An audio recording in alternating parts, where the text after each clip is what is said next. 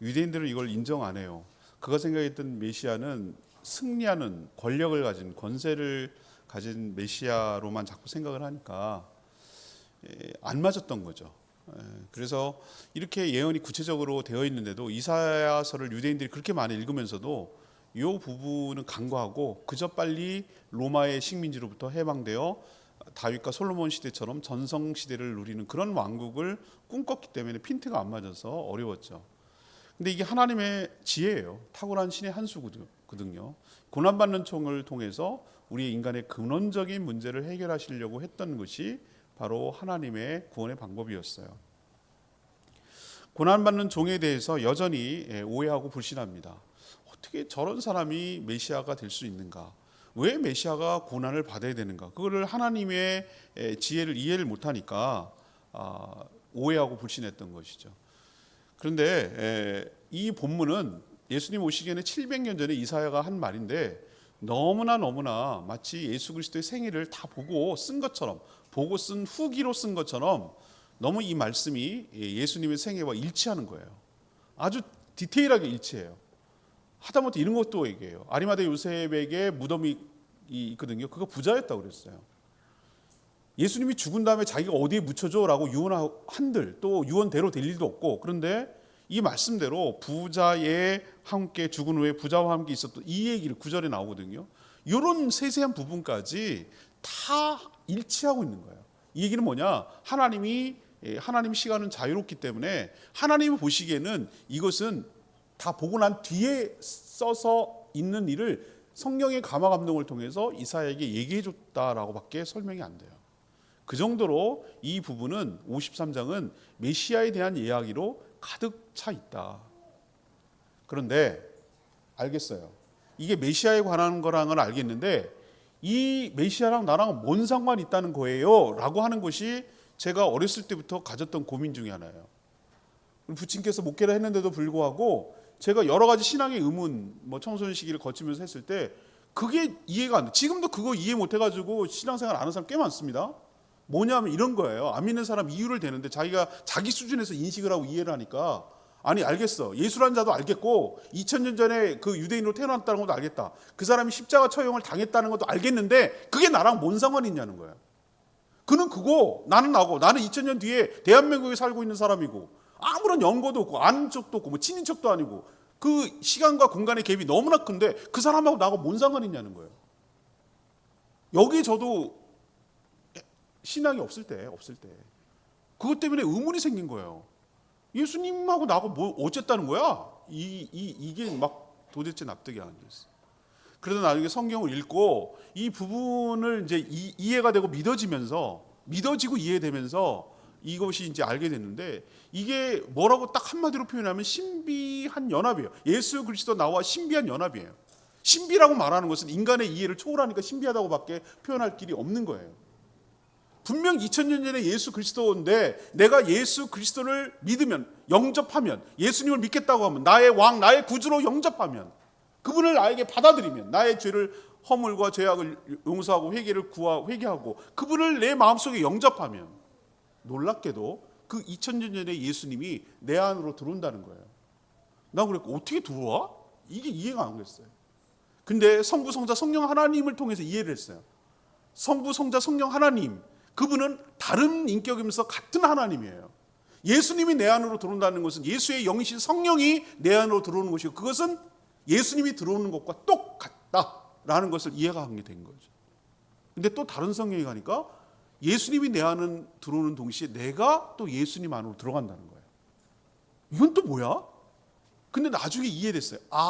내가 예수 그리스도를 믿으면 내가 내 안에 DNA처럼, 우리 그 세포가 내 안에 있는 수조 개의 세포가 똑같은 DNA를 갖고 구성을 하고 있기 때문에 내 몸을 구성하고 충돌하지 않는 거예요. 만약에 DNA가 변형이 일어나서 하는 게 그게 암세포예요. 내 몸에 있지만 나랑 반기를 드는 게 그 암세포란 말이에요. 근데 우리는 다 똑같은 DNA를 갖고 있어요. 여러 성도들이 다 각각 예수 그리스도를 믿었지만 그 안에 예수님을 영접함으로 똑같은 DNA, 다시 말해 똑같은 예수의 영이 우리 똑같은 성령을 갖고 있는 거예요. 근데 조각조각 나 있는 것이 아니라 그 각각 성령을 믿었던 모든 사람들이 연합해서 거룩한 신앙 공동체를 이루고 있기 때문에 교회는 그의 몸이라고 했어요. 우리는 동시에 예수님이 내 안에 있는 동시에 나는 또 그의 몸 안에 있는 이런 놀라운, 그래서 신비해요. 우리 인간의 논리로 이해가 안 되기 때문에. 그래서 제가 여러 비유를 들잖아요. 여기에 사과식초가 있습니다. 사과식초 맑아요. 여기는 물이 있습니다. 나는 물 같은 존재, 아무것도 몸이 아주 무색무취해요. 그냥 물이에요, 물. 여기는 향긋한 사과 향이 나는 사과식초예요. 이 물 같은 나에게 사과식초가 이렇게 부어졌어요. 그리고 흔들어 섞였어요. 물맛이 나던 것이 갑자기 마시면 사과향과 사과식초의 신맛이 납니다. 상큼한 맛이 납니다. 내 안에 예수 그리스도가 들어왔어요. 나는 물같이 별 볼일 없는 존재예요. 분명히 다른 존재였어요. 근데 내 안에 그게 들어와서 섞였어요. 어디까지가 예수님이고 어디까지가 나입니까? 그 구분하기가 어려워요. 요까지가 나고 요까지가 예수님입니까? 아니요. 둘이 섞이는 순간에 이제 그건 하나예요. 섞여서 있는 것을 분리시킬 수가 없어요. 그냥 하나예요. 예수님과 나는 하나예요. 근데 내게 없던 맛이 나기 시작합니다. 내게 없던 향이 나기 시작합니다. 내가 예수님을 영접하는 순간 내 안에 예수의 모습, 예수의 향, 예수의 모습이 나타나기 시작합니다. 이게 신비한 거예요. 자, 그렇다면 거꾸로 갑시다. 여기 식초가 있어요. 예수님이 있어요. 여기에 내가 물을 부었어요. 내가 예수님 안에 들어간다는 얘기예요. 그럼 어디까지가 예수님이고 어디까지가 나죠? 이거 의미 없어요. 구분 못해요. 분리해낼 수 없어요. 그냥 하나가 됐어요. 자, 이렇게 해서 이렇게 분나, 이렇게 해서 이렇게 분나, 똑같아요. 그래서 신비한 연합이라고 설명했을 때 내가 내 안에 예수님이 들어오셨어요. 나는 예수님 안에 또 살아요. 라고 말하는 것이 호환적으로 얘기해도 전혀 어색하지가 않다. 이것을 여러분이 이해하고 오늘 말씀을 드려야 이게 이해가 돼요. 그러지 않으면 여전히 따로 놀아요. 따로. 예수님은 예수님이고 나는 나고 이게 뭔 상관이 있다는 거야. 예수님이 그렇다고 그러니까 그런 줄 알겠는데 나랑 어떻다는 거야 라는 게 이해가 안 돼요. 이것이 나와 연관관계를 갖고 예수님이 나를 위한 일이라는 것을 이해하기 시작할 때 이 성경 말씀이 은혜가 되기 시작하고 납득이 되고 설득이 되고 동의가 되고 이 말씀대로 살 수 있게 되는 거예요. 오늘 예수님이 나에게 어떤 분인가, 이게 설교 제목인데 이걸 몰라? 예수님이 어떤 분인지 신앙생활 하는 모르는 사람이 어디 있어요? 제가 비유를 들죠. 코카콜라라고 하는 유명한 회사가 있어요. 코카콜라 모르는 사람 아무도 없어요. 근데 왜 이렇게 다 알고 있죠? 맨날 마시니까. 아, 맞아요. 안 마시는 사람도 알아요. 어떻게 알죠? 계속 선전하니까. 그 회장이 했던 유명 말이 있어요. 왜 계속 끊임없이 다양하게 선전합니까? 코카콜라를 모르는 세대가 태어나거든요. 걔네들은 그게 처음이거든요. 끊임없이 각인시키고 끊임없이 알려서 그들 속에 집어넣는 거예요. 제가 중남미 갔더니 걔네들은 물값이 더 비싸.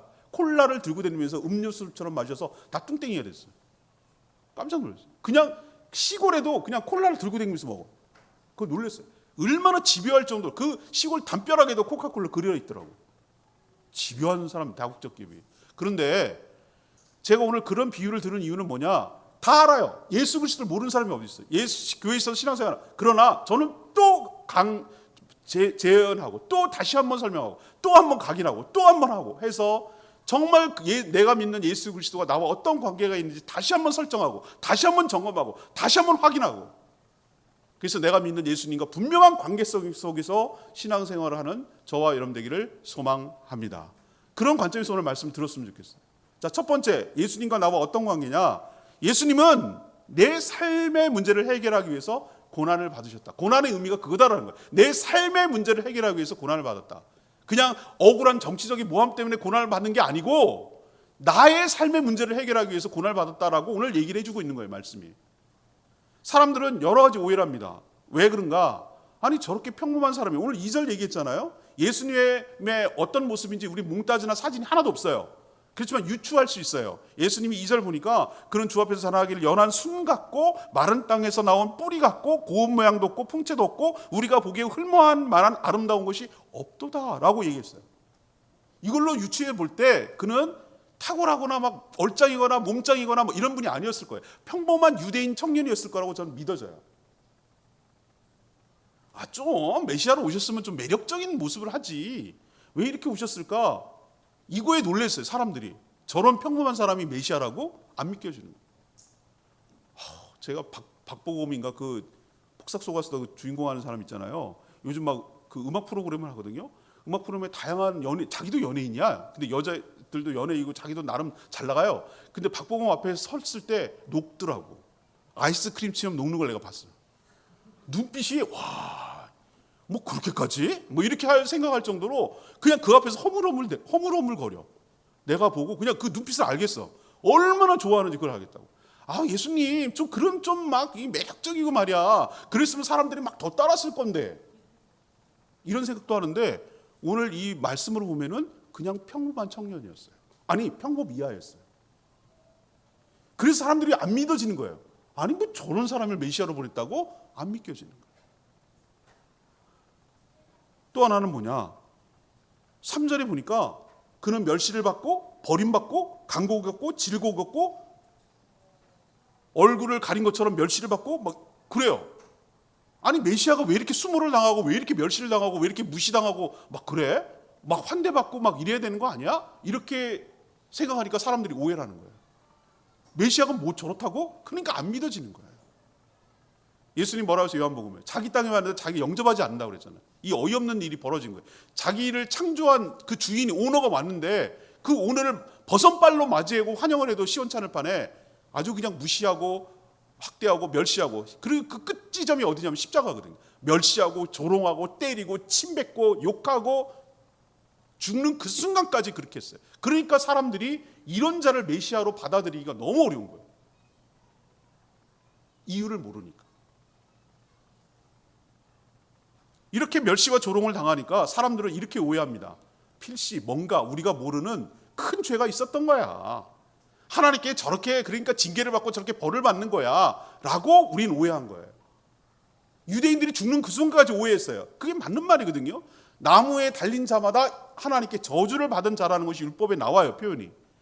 맞아요. 그 저주가 나를 위한 나 대신에 위한 저주라는 걸 생각 안 하고 자기랑 연관 짓지 않고 연관관계가 없다고 생각하니까 쟤는 틀림없이 뭔가 큰 죄를 졌어. 우리가 모르는 큰 죄. 그러니까 저렇게 저주 받은 나무에다가 달람해서 대롱대롱 매달려서 죽는 거 아니겠어? 저 사람이 메시아라고? 아이고 아니다. 이렇게 생각을 한 거죠. 그러니까 안 믿은 거죠. 왜? 그 의미를 모르니까. 그와 관계를 안 맺으니까. 근데 놀랍게도 하나님은 그의 죽음을 신의 한 수였어요. 반전이 있었어요. 그의 죽음을 사단도 속았어요. 사단도 거기에 넘어갔어요. 쟤를 죽이면 끝날 줄 알았어요. 그러면 여전히 자기 세상이 될 줄 알았어요. 쟤만 죽이면 모든 문제가 끝나고 자기네 세상이 여전히 유지될 줄 알았어요. 그래서 죽이려고 했어요. 죽였어요. 그리고. 근데 하나님은 그의 죽음을 뭐로 바꿔버렸냐면은 이게 신의 한 수거든요. 대속의 죽음으로 희생 제물로 삼으셔서 모든 사람의 구원하기 위한 방편으로 썼을 거라고 아무도 상상 못한 거예요. 이게 신의 한 수였어요. 하나님의 지혜였어요. 우리가 당면한 여러 가지 삶의 문제가 있습니다. 여러분들 삶의 문제가 없는 사람이 어디 있어요? 10대는 공부하는 거, 대학 지나가는 거, 뭐 어떻게 하는 거예요. 20대는 직장 잡는 거, 누구랑 결혼하는 거, 30대는 아이 낳고 육아하고 다 발달 과정에 따라 연령마다 다 있더라고. 저희는 또 자녀를 어떻게 결혼하고 잘 하는 그런 뭐 이런 문제가 있고 또 좀 더 있으면 또 노후를 어떻게 하고 건강 책임지고 하고 또 저의 세대는 결혼을 시키는 것뿐 자녀를 결혼시킬 뿐만 아니라 부모님을 또 잘 본 다 삶의 궤적마다 고민이 있어. 없는 사람 하나도 없어요, 여러분. 어른 되면 좋겠다. 아니요. 다 나름대로 고민이 있다고. 그런 거 말고 인간의 가장 밑바닥에 흐르는 진짜 고민이 뭐냐는 거예요. 진짜 근원이 문제는 뭐냐는 거예요. 자꾸 열나는 것 같고 자꾸 해열제 먹으면 그게 해결되냐는 거예요. 열이 나는 원인을 알아야 될 거 아니겠어요. 인간에게 여러 가지 어려움과 여러 가지 힘든 문제의 가장 근원 원인을 알아야죠. 뿌리를 알아야죠. 그게 바로 하나님과의 관계가 죄 때문에 하나님과의 관계가 깨졌기 때문에 하늘로부터 내려오는 신령한 은혜와 은총을 받지 못하기 때문에 단절됐기 때문에 오는 결핍 현상이거든요. 꽃꽂이 해봅시다. 꽃꽂이 해주면 꽃꽂이 딱 끊어졌어요. 거기다 꽂았어요. 당장은 예뻐요. 그러나 시간이 지나면 시들고 죽어요. 우리 인생이 그렇다고. 지금 당장 살아있는 것처럼 보여도 시간이 지나가면 결핍으로 단절됐기 때문에 죽어가는 거라고. 엄마 뱃속에 있다가도 무슨 문제가 생겨 탯줄이 끊어지거나 이러면 공급을 못 받으니까 산소나 여러 영양 못 받으니까 그냥 죽은 아이로 태어나요. 우리가 그런 상태였다고. 그래서 인간의 가장 근원적인 문제가 뭐냐? 이것이 바로 죄와 허물이에요. 허물은 뭐냐? 죄의 성향. 죄를 지을 수밖에 없는. 뱀은 이렇게 나는 자기는 안 하려고 해도 할 수 있는 게 물는 것밖에 없어. 개와 고양이는 자기가 할 수 있는 표현하는 방법, 애정, 표현이든 잡아먹든 어떻게든지 자기가 할 수 있는 것은 물는 것밖에 없어. 고양이는 핥히는 것밖에 없어. 이게 본능이에요, 본능. 우리는 죄를 안 지려고 해도 나도 모르는 사이에 그냥 하는 모든 것들이 죄를 지으려는 속성이 나오는 거예요. 이 1살짜리 2살짜리도 거짓말 한다니까요. 왜 울었어? 엄마 속이려고 우는 거예요. 가짜로. 막 걸어다니면은 내가 경험했잖아요. 우리 2층에다 막 낙서를 했어. 너밖에 없어. 그리고 네 손에 이게 쥐어졌어. 이거 누가 그랬어? 네가 그랬어? 왜 그럴까? 죄에 대한 책임, 죄의 형벌, 이게 두려운 거예요. 본능적으로. 부인하고 아니라고 하고 거짓말하고 이런 것이 아주 태어날 때부터 속성이란 말이에요. 그게 허물. 죄를 지을 수밖에 없도록 태어나는 존재. 그리고 그 허물 때문에 짓는 구체적인 행위를 죄악이라고 말하는 거예요. 허물과 죄악은 세트로 가는 거예요. 그게 인간의 속성이. 이것 때문에 하나님과의 관계가 단절되고 단절됐기 때문에 오는 수많은 결핍들이 현상들이 인간이 당면한 문제예요. 근데 우리는 자꾸 지엽적으로 무슨 어느 대학에 가는 게 문제, 어느 직장에 취업하는 게 문제, 뭐 이런 지엽적인 문제를 가지고 인간의 인생의 문제라고 하는데 아니요. 그보다 파고들면 이 죄와 허물, 이 문제를 해결하기 위해서 예수 그리스도께서 고난 받으신 줄로 믿습니다. 누구 대신에? 나 대신. 우리 어떻게 살았는데요? 왜 우리가 죄인이라고 얘기하는 건데요? 오늘 6절에 얘기하잖아요. 우리는 다 예외 없이 다 뭐 같아서? 양 같아서. 그릇 행하여 각기 제 길로 갔다 그랬어. 이게 죄악의 모습이에요. 제가 몽골 가니까 거기 목축업을 하더라고요. 양들 부글우글해요. 여러분 거기 양 인형 엄청 예쁘게 인형이, 양은 인형만 예뻐.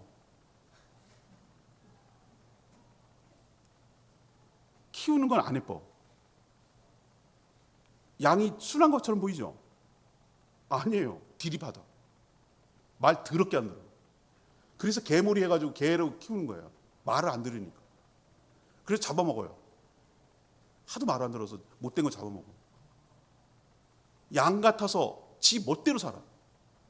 지가 능력도 없고 지가 방어 무기도 없고 아무것도 없는데 그냥 지 멋대로 살아. 이걸 어떻게 잘 끌고 오려고 해도 말을 안 들어. 양 이퀄 죄인이라는 게 왜 그런지 내가 가서 보니까 알겠어. 제 멋대로 사는 거, 이게 죄입니다. 하나님 배제하고 지 멋대로 살아가려고 하는 거. 하나님 없이 살려고 하는 거. 자기가 하나님이 돼서 살려고 하는 거. 그게 죄의 허물이에요. 그래서 우리는 다 양 같아서 라고 오늘 6절에 표현하는 거예요. 그렇게 살아가는 그 죄값을 치러서 죽어야 되는데, 그런데 여호와께서는 그렇게 잘못되게 살아가는, 하나님 없이 살려고 하는, 지 멋대로 살아가려고 하는 그 인간의 모든 죄악을 누구에게 담당했다고? 예수 그리스도에게 뒤집어 씌웠다고. 뒤집어 씌웠다고. 전가시켰다고. 그래서 그 문제를 해결해 주셨다는 것이 예수 그리스도의 죽음이라고요. 의미라고요. 그러면 그렇게 죽어서 어떤 효과를 가져오게 하려고 해주는가? 5절에 나오죠. 그의 찔림은 누구 때문이라고? 우리 허물 때문이고. 그의 상함은 무엇 때문이라고? 우리의 죄악 때문. 아까 허물은 속성, 죄악은 우리 구체적인 행위라고 그랬어요. 그것 때문이라. 그가 그 죄값을 치르기 위해서 징계를 받고 채찍에 맞음으로 인해서 우리가 평화를 누린다 그랬어요. 그가 채찍에 맞음으로 우리가 나음을 입었다 그랬어요. 평화는 뭔가? 평화는 언제 옵니까? 전쟁과 갈등과 불안 요소가 없어야 평화가 옵니다. 하나님과의 관계가 그렇다는 거예요. 하나님과의 죄 때문에 불화하고 염려가 되고 죄책감 때문에 두려워하고 염려하고 피하려고 하고, 인간이 아담이 죄를 짓고 선악과를 따먹었을 때 제일 먼저 한 행위가 두려워서 피했다고 그랬어요. 하나님 낯을 피했다고 그랬어요. 죄인들의 속성은 뭐냐? 죄를 짓고 나면 반드시 나타나는 게 관계가 깨지기 때문에, 평화가 깨지기 때문에 불안과 두려움 속에 숨어요.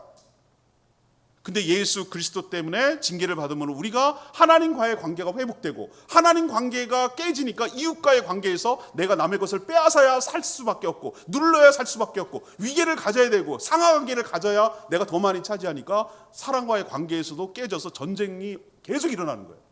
내가 더 많이 차지해, 내가 사니까. 이기적으로 나올 수밖에 없어요. 평화라는 것은 두 가지를 의미합니다. 하나님과의 관계가 회복된다는 것, 그리고 내 이웃과의 관계가 회복된다는 것. 하나님이 충분히 공급해 주니까 이웃 것을 빼앗지 않아도 돼요. 더불어서 함께 살 수 있는 여유가 생긴다고요. 그래서 평화를 준다는 의미고, 우리가 보세요. 술 먹고 막 담배 피우고 막 엉망으로 살았기 때문에 내 몸이 망가지듯이, 내가 지은 죄 때문에 내가 여러 가지 정서적으로 영적으로 몸이 전부 다 망가지고 상해버렸어. 근데 예수 그리스도의 그 보혈의 공로 때문에, 그 전가 때문에, 그가 담당했기 때문에 우리가 상한 모든 것들, 그 상함이라고 말하는 것은 단순히 육체적 질병만 말하는 게 아니라 내 정서의 상함, 내 영혼의 상함이 가장 크죠. 이 모든 상함, 모든 질병, 이거로부터 주님께서 나음을 입도록 회복시켜 주실 줄 믿습니다. 이게 바로 예수 그리스도가 나에게 해주는 거라고요. 나의 근원적인 문제를 치유하고 해결해주고 회복시켜 주시는 것이 바로 누구? 예수 그리스도. 그의 고난에 내가 적용을 받고 혜택과 효력을 받는다는 것. 신비한 연합 때문에. 이 말을 믿으시기를 바랍니다. 제가 어렸을 때 수련회 갔는데 거기서 부흥사가 그 말을 했던 것이 아직도 잊어버리지 않는다고 말하잖아요. 이렇게 수련회 갔는지 하여튼 어디서 들었어요. 이렇게 하는 거예요. 네가 지은 죄 때문에 안 지어도 되는데 네가 죄를 지어가지고 예수님이 등에다가 채찍을 한 대 더 맞았다는 거예요. 그 말을 딱 들었을 때 제가 어떤 반응이었는지 아세요? 막 이렇게 주춤하는 거예요. 그랬구나. 예수님과 그걸 나랑 한 번도 연관시키지 않았는데 그분과 나랑 연관이 딱 되고 나서부터 생각하니까 그분이 고난을 그렇게까지 심하게 안 받아도 되는데 내가 잘못한 것을 죄값을 치르느라고 그렇게 더 모진 고난을 받아야만 했겠구나라고 생각하니까 내가 그때부터는 주저하게 되더라고요. 죄를 짓는 거죠. 그러면 죄를 지을 때마다 예수님을 더 고통을 가중시켰다는 생각이 드니까 너무 죄송하고 미안한 거예요. 여러분 그런 마음을 가지셔야 됩니다. 내가 어렸을 때 마음이긴 하지만 예수와 나와 아무 상관없는 것이 아니라 예수님의 고난이 나 때문이었구나라는 생각을 가지고 그렇게 해서라도 나의 문제를 해결해 주시려는 하나님의 은혜에 감사하며 살아가는 저와 여러분 되기를 원합니다. 그리고 진짜로 중요한 두 번째는 뭐냐? 내 죄를 용서하시려고 십자가에 죽으신 거예요. 이게 핵심이에요. 핵심. 예수 그리스도는 자기가 잘못한 게 아니죠. 아무 잘못도 없죠. 의롭게 태어난 분이 그분이에요. 성령으로 잉태하사 성령으로 태어나셨어요. 죄 가운데 태어나지 않았어요. 어렸을 때부터 모든 율법을 다 지키셨어요. 모든 인간들이 다 죄인이지만 그분만 유일하게 죄가 없는 부분이에요. 그런데도 불구하고 가장 죄를 많이 지은 것처럼 아주 가혹한 형벌을 받으신 분이 그분이에요. 그러니까 자기 죄 때문이 아니라는 거죠. 근데 그렇게 억울하게 받으면 대부분의 사람들은 막 분노하고 나 아니라고 그러고 막 죽어가면서까지 이건 억울하다고 막 이렇게 했는데 오늘 표현에 보면 도살장에 끌려가는 어린 양처럼 침묵하셨다. 털 깎는 양처럼 잠잠하셨다. 이렇게 얘기해요. 아니 이게 어떻게 가능하지? 그건 겟세마네 기도와 그 전부터 자기 정체성과 인식을 분명히 했기 때문에 그래요. 자기를 누구라고 생각했느냐? 오늘 10절에 나오잖아요. 여호와께서 그에게 상함하게 하사 질고를 당하게 하신즉 그의 영혼을 속건 제물로 드리게 이르면 그랬어요. 속건 제물로 드리게 이르면 그랬어요. 예수님은 자기를 어떻게 인식했냐면은 모든 사람을 위한 속건 제물은 양이나 소나 이거거든요. 속건 제물로 자기를 인식하신 거예요. 그래서 잠잠한 거예요. 그렇게 죽어야만 했고. 근데 여러분 속건 제물이라는 걸 레위기에서를 통해서 여러분 아셔야 돼요. 여러분은 레위기의 5대 제사 중에 번제, 소제, 속건제, 속죄제, 화목제 여러 가지 제사 5대 제사가 있어요. 그중에 이 속건제가 뭔지를 알아야 돼요. 속건제는 뭐냐? 고의적으로 죄를 지어서 그에게 배상을 해야 될 때 하나님께 드리는 제사가 속건제물이에요. 이 얘기는 뭐냐? 얘가 죄인 줄 알았지만 고의적으로 의도적으로 하나님께 죄를 지었기 때문에 그 죄를 해결하기 위한 방법은 그 사람이 죽어야 해결이 되는데 죽으면 끝이니까 그 사람 대신에 예수님이 속건 제물이 되어서 그 사람 대신에 제물이 되어서 십자가에 죽으심으로 그 죄를 없이 하시려고 자기가 죽어야 된다는 걸 알았기 때문에 자기가 제물이라는 걸 알았기 때문에 끝까지 그 모진 고통을 당하면서도 끝까지 제물로서 감당하셨다는 거예요. 그래서 백성의 죄와 허물을 대신 자기의 죽음으로 보상하고 하나님과의 그 진노의 자녀고 진노를 받아 마땅한 그 관계가 깨어진 관계를 예수님이 자기의 죽음과 희생을 통해서 분노를 잠재우고 그 진노를 쏟아붓게 해서 진노를 사라지게 하고 그리고 깨어졌던 관계를 다시 회복하시려고 그렇게 죽으셨다. 그랬기 때문에 침묵할 수밖에 없었다라고 얘기하는 거예요. 그래서 11절에 나오는 표현 보십시오. 11절에 뭐라고 하냐면 그가 자기 영혼에 수고한 것을 보고 만족이 여길 것이라. 나의 의로운 종이 자기 지식으로 많은 사람을 의롭게 하고 또 그들의 죄악을 친히 담당하셨다. 이게 뭡니까? 바로 예수 그리스도께서 십자가에 달리심으로 인해서 그 모든 사람의 죄악을 친히 담당해서 자기가 해결하고 그 예수 그리스도가 가지고 있는 의로움을 그 사람에게 전가시켜서 그를 의롭다고 여기도록 하나님이 만들어주셨다는 거예요. 예수님의 죽음이 그런 의미가 있다는 거예요. 제가 신학교 갔을 때 칠판에 아직도 그 교수님이 말한 것이 선명합니다. 이렇게 X를 그렸어요. X. 예수 그리스도 나는 뭐냐면은 우리는 돈으로 해야 빨리 알잖아요. 나는 부채가 어마어마하게 많아갖고 나 갚을 길이 없어. 근데 그 부채를 예수님이 다 가져가셔서 뒤집어 써가지고 그가 다 책임졌다는 거예요. 근데 나는 그 문제 해결됐잖아. 그러면 이거 상태로 놔두면 안 돼. 내가 살아갈 수 있도록 그의 부요함을 나에게 통장에다 넣어서 내가 부자가 되도록 하셨다. 이렇게 설명했어요. 자, 그럼 죄로 칩시다. 나는 죽어마땅한 죄인인데 나의 모든 죄악을 예수님께로 전가시키고 토스하고 예수님의 의로움을 나에게로 전가시켜서 나는 원래 죄인이지만 그의 의로움을 덧입는다는 거 여러분 표현해야 돼요. 덧입어서 하나님 보시기에 형벌을 내리지 않아도 될 의인으로 여기도록 하나님의 은혜를 베풀어 주신 것이 예수 그리스도의 죽음인 줄로 믿습니다. X가 됐어요. 모든 중요한 생명을 다루는 것은 가운을 입습니다. 의사들 하얀 가운 입습니다. 요즘 더워 죽겠는데 그 가운 입고 하는 게 왜 그럴까요? 내가 의사거든요. 의사로서 지금 진료 행위를 하는 거예요. 법관들 다 법복 입고서 합니다.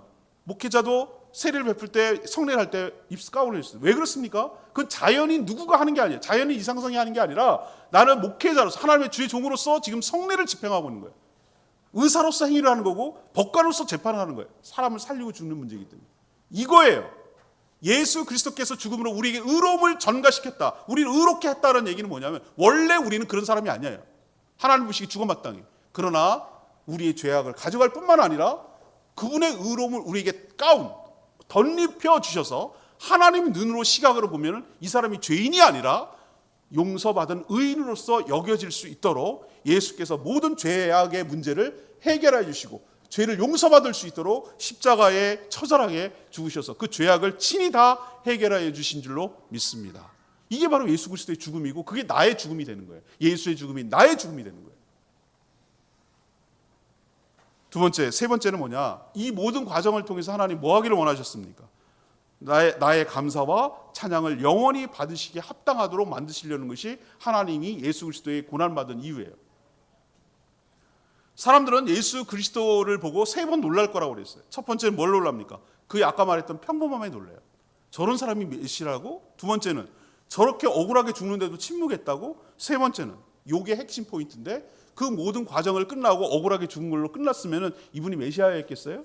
그러나 예수께서 모두 십자가에 죽으시고 3일 만에 부활하셔서 보이시고 그 다음에 부활의 몸으로 입으시고 그 다음에 부활 승천하시고 하나님 우편에 계시고 그리고 그분에게 모든 왕권과 모든 심판권을 하나님이 그에게 다 위임하셔서 그는 다시 오실 때 왕으로 오실 줄로 압니다. 그래서 모든 이름 위에 뛰어난 이름을 그에게 주셨다고요.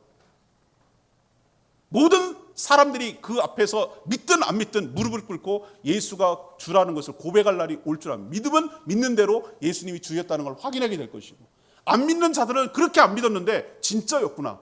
늦었죠. 그러나 예수가 바로 모든 심판권을 가진 왕이라는 것을 인정하고 통탄하고 땅을 칠 날이 올 거라는 거예요. 누가 그렇게 만들어줬어요? 하나님이 모든 예수님의 십자가 사역과 모든 사역을 끝내고 나서 그를 존귀하게 만들고 그를 높여주실 거라고 예언해 놨어요. 그게 어딨냐고요? 읽지 않았지만 52장 13절에 보세요. 이게 한 덩어리의 본문인데 보라 내 종이 형통하리니 받들어 높이 들려서 지극히 존귀하게 되리라. 아멘입니까?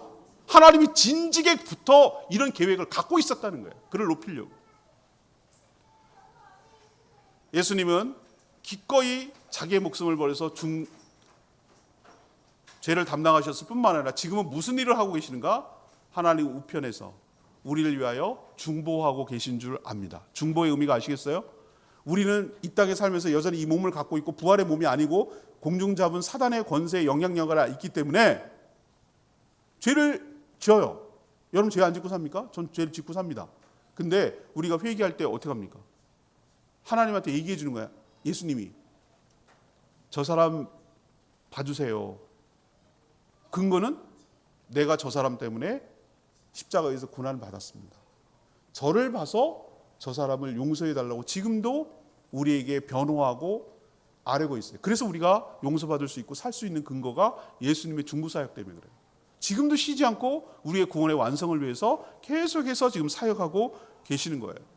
이런 예수님을 하나님은 존귀한 존재로 만드셨어요. 그러면 우리가 구원받은 자로서 어떻게 되는가? 모든 이름 위에 뛰어난 이름 되시고 우리의 왕 되고 우리의 주인 되시는 그분 앞에 경배하며 충성하는 반응을 보여야 될 줄 압니다. 여러분, 예수 그리스도를 믿는다는 게 뭔지 아직도 이해를 못하는 분이 있어요. 예수 믿는 것이 교회에 나와주는 걸로 알고 있는 사람들이 있어요.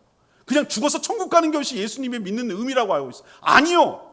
제가 알고 믿고 고백하는 것은 뭐냐면은 여러분의 주인이 바뀌었다는 거예요. 여러분은 예수 그리스도 십자가의 피로 여러분을 사셨어요. 전에 여러분이 아니에요. 여러분 거 아니에요. 이제는 예수님이 여러분 피값으로 사셔서 그의 자녀로, 그의 백성으로 만들어 주셨어요. 여러분이 취해야 될 태도는 뭐냐? 이제는 과거에 양 같아서 자기 멋대로 살던, 자기가 주인이고 자기가 하나님으로 살던 것을 청산해야 돼요. 그 다음부터 어떻게 살아야 됩니까? 그가 나의 왕이에요. 그가 나의 주인이에요. 주인 말을 들어야 되고 왕의 말을 듣는 거예요. 그게 예수님 믿는 거예요. 하라 그러면 하는 거고요. 왕이 죽으라면 죽는 거예요. 주인이 하라는 대로 하는 거예요. 이게 예수 믿는 거예요. 예수님이 나의 주님이에요. 그분이 나의 왕이란 말이에요. 그분은 영원토록 나의 감사와 찬양과 영광을 받으시기에 합당한 분인 줄로 믿습니다. 나를 완전히 구원해내셨거든요. 나를 하나님의 나라에 살게 해주셨거든요. 내가 죽지 않고 영생을 누리도록 하셨거든요. 이 모든 것의 근거가 내 공로가 아니라 그분의 행하심 때문이거든요. 그럼 우리가 할 수 있는 것은 감사와 찬양과 영광과 예배를 드리는 일이에요. 이런 하나님과의, 예수님과의 관계를 분명히 인식할 때 내가 어떤 반응을 보여야 되는지가 오늘 말씀 속에서 나오는 거예요. 여러분, 오늘 말씀을 정리하면 이거 모르는 사람이 어디 있냐고요. 근데 제가 왜 반복하죠? 아까 얘기했잖아요. 코카콜라 얘기. 다 알지만 또 반복해요. 다 알고 있지만 또 확인시키는 거예요. 모르지 않지만 또 뭔지를 재확인시키는 거예요. 그래서 내가 확신을 가지고 힘있게 신앙생활을 할 수 있도록 돕는 거예요. 자, 오늘 첫 번째로 여러분이 기억해야 될 것은 예수님과 관계 설정을 지금 얘기하는 거예요. 나에게 어떤 존재냐는 거예요. 예수님은 내 삶의 모든 문제를 해결해 주시는 해결사인 줄로 믿습니다. 자, 보세요. 가장 근원적인 문제를 해결해 줬잖아요. 나의 죄와 허물, 죽을 수밖에 없는 그 문제를, 근원적인 문제를 해결했어요. 그렇다면 우리는 큰 문제라고 생각하고 우리는 심각한 문제라고 생각하는 여러 가지 것들 있잖아요. 그거는 하나님의 눈과 시각으로 바라보면은 너무 잔챙이야, 잔챙이. 커다란 바위를 갖다가 밀어가지고 해결해주고 길을 냈으면 나머지 것들은 우리가 볼 때는 심각하고 막 이거 죽고 살고 막 이러지만 하나님의 눈으로 보면 그건 문제가 되지 않아. 그러면은 끌어안고 있으면 그게 내 문제지만 그 문제, 나의 근원적인 문제를 해결해 주신 그분께 내 문제를 토스하시라고. 토스. 맡기라고요. 토스가 카카오뱅크처럼 금융기관이 아니라니까. 토스가 어디서 나왔습니까? 배구에서 나왔잖아요. 배구요. 저쪽에 서브하면 리시브하고 리시브 받는 거잖아요. 리시브하는 것이 누가 합니까? 세터. 세터가 배구의 핵심이거든요. 세터가 뭐 하는 거예요? 세터한테는 토스해야 돼요. 토스. 그건 세터가 어떻게 합니까? 공격수에게 띄워줘요. 그러면 이제 레프트 라이트에서 때리는 게 배구잖아요. 그 토스가 뭡니까? 누구에게로 넘겨주는 거예요. 누구에게로 돌리는 거예요. 내 삶의 문제를 끙끙거리고 해결도 못할 것을 끌어안지 마시고 내 근원적인 문제를 해결해 주신 그 예수 그리스도께 나의 문제를 토스를 하면 그분께서, 이거는 우리는 심각하지만 그분께 문제가 안 된다고요? 우리 죄와 사망도 해결하는 분이 그건 문제가 안 돼요. 그분이 친히 우리 삶의 문제를 해결해 주시는 해결사가 되어 주실 줄로 믿습니다. 그런 관계를 설정하시라고. 자, 두 번째, 예수 그리스도는 나의 죄를 가져가고 의를 부여한 분이다. 나 같은 죄인을 용서해 주신 분이다. 내가 용서받은 죄인으로, 의인으로 살아갈 수 있도록 해주신 분이다. 이게 나가 어떻다는 거예요. 우리가 살아가면서 수많은 죄를 짓습니다. 그럼 어떻게 하라는 거죠? 내가 죄를 지을 때마다 하나님과의 관계가 서먹해지고 깨지니까 내가 지은 죄를 예수 그리스도의 이름으로, 예수님의 보혈을 공로로 하나님께 회개하고 용서를 구하면 그것을 들으시고 예수님 보혈의 공로 때문에 하나님이 들으셔서 우리의 죄를 깨끗하게 하시고 기억에서 삭제시켜 주시고 깨끗하게 지워주시고 그 문제를 처리하여 주실 줄 믿습니다. 예수님이 그런 존재라는 거예요. 나에게 이 죄의 문제를 해결해 주신 분이고 용서해 줄 수 있는 근거를 마련해 주신 분이 예수 그리스도인 걸 알고 죄를 지을 때마다 회개함으로 죄를 처리해 나가고 정결하고 깨끗하고 거룩하게 살아가는 저와 여러분 되기를 소망합니다. 마지막 세 번째, 예수님이 나에게 어떤 분이냐? 나의 구원자 되시고 나의 왕 되신 것을 여러분이 인정하셔야 돼요. 나의 모든 것을 드려도 아깝지 않은 분. 그래서 우리가 감사와 찬양과 경배와 예배를 드리기에 합당하신 분, 그분의 말에 우리는 충성해야 될 종인 것을 여러분이 기억하셔야 됩니다. 그것을 위해서 우리를 구원하셨어요. 그의 말을 들어야 됩니다. 그의 말을 들으라. 하늘에서 소리가 났잖아요. 예수님이 헷갈리는 제자들 향해서 내가 사랑하는 자니 그의 말을 들으라. 그의 말에 믿고 따르라는 얘기잖아요. 우리도 주인이 바뀌었고 왕이 바뀌었고 통치자가 바뀌었으니 그의 말을 듣고 살아가는 인생 되시기를 축원합니다. 오늘 말씀 붙들고 기도하기 전에 주의 손에 나의 손을 이 찬양 부르고